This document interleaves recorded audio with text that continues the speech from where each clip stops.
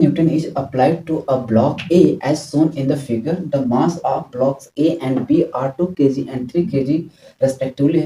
The block slide over a frictionless surface. The force exerted by block A on block B is. ये चार option दिए गए हैं, इसमें से पता करना है कौन सा सही है।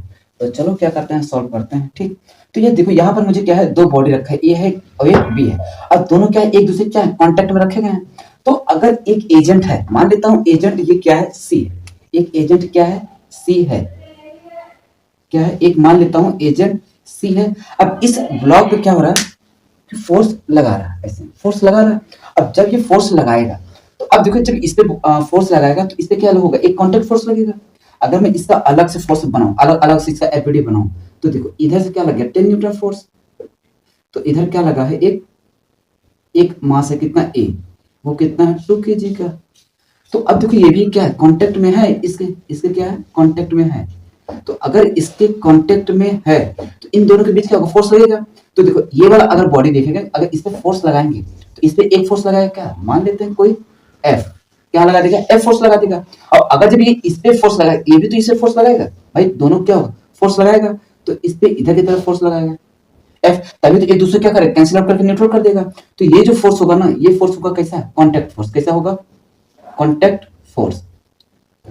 ठीक, अब इतनी बात समझ आ रहा है। तो जो ये कांटेक्ट फोर्स है, यहाँ पर कह रहा है क्या कि the force exerted by block A on B, मतलब ए फोर्स जिसमें बी वाले पे जो फोर्स लगाएगा वो कितना फोर्स लगाएगा वो हमको पता करना है। तो कुल मिलाकर हमको क्या करना है, कांटेक्ट फोर्स निकालना है। ठीक, तो अगर अब ऐसे निकालना है तो एक चीज ध्यान दे रहा है, पूरे बॉडी को मान लो एक मास, क्या मान लो, एक मास, ताकि ये पता चले कि जो एजेंट 10 न्यूटन का फोर्स लगा रहा है तो पूरी बॉडी जा कितने से रहा है, स्पीड से, कितने एक्सेलरेशन से जा रहा है। तो पहले हम क्या करते हैं, वो एक्सेलरेशन निकालेंगे।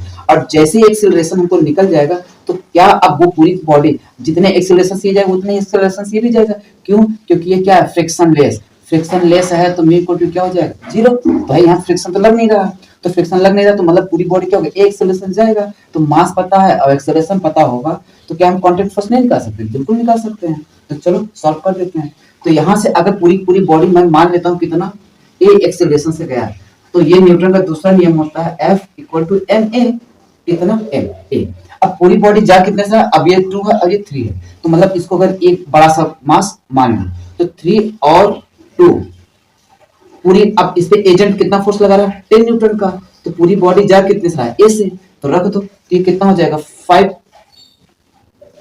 kg का हो जाएगा।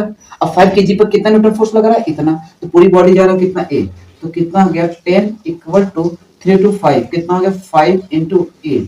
तो अगर इसको सॉल्व किए तो इक्वल टू कितना आ गया, 2 मीटर पर सेकेंड स्क्वायर।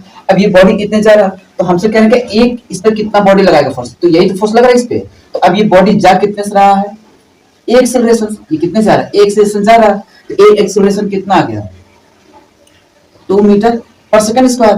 तो अब बताओ, अगर ये एजेंट, अब ये बॉडी इस पर लगा रहा है फोर्स, तो एफ इक्वल टू क्या हो जाएगा, एम ए, मास कितना है 3, एक्सेलरेशन कितना है 2, तो कितना आ जाएगा 6 मीटर पर सेकंड स्क्वायर।